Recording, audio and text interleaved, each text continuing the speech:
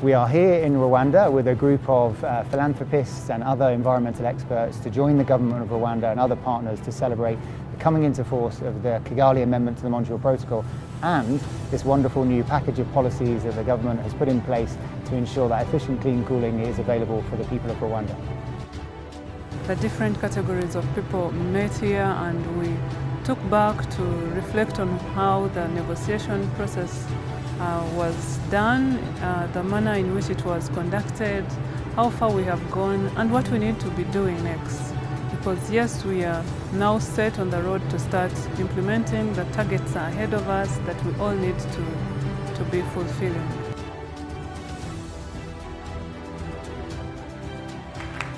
The Kigali Amendment is important because it is one of the legal treaties that mitigate climate change. We have found ourselves in Rwanda 2 years ago, and all the parties to the Montreal Protocol have negotiated how we can phase out the production and the consumption of global warming gases, the HFCs that are used in our everyday lives. The Montreal Protocol Kigali Amendment can give us up to 0.5 degrees of avoided warming.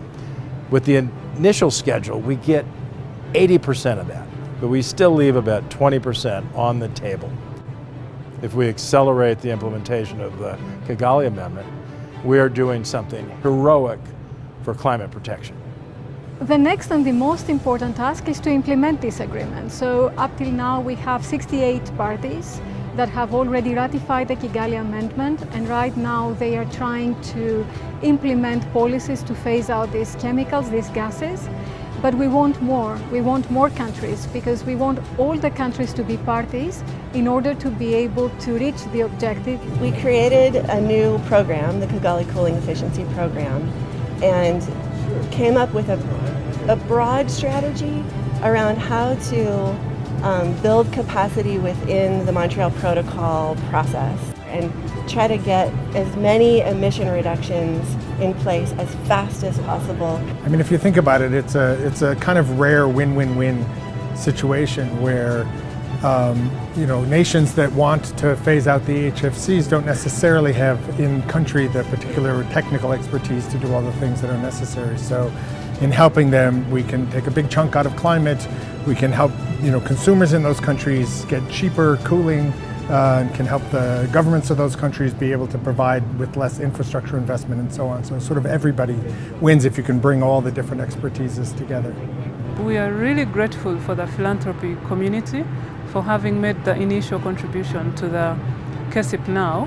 They made the contribution even before the K-CEP was birthed. I mean, that was a very first step that allowed other parties to have confidence and get the amendment adopted. It's amazing when a philanthropy community contributes to such a cause, which will, contribute to people's livelihoods, improve people's livelihoods. We're very grateful. Thanks to the leadership of Rwanda, to President Kagame, to Minister Biruta, but also to the leadership of all the countries to the Montreal Protocol, we have achieved to reach an agreement of phasing them out. And it is important because our scientists have estimated that if we do phase them out, by the end of the century, we will avoid global warming up to 0.5 degrees of Celsius, which is a very important milestone to achieve in the global effort to reduce climate change.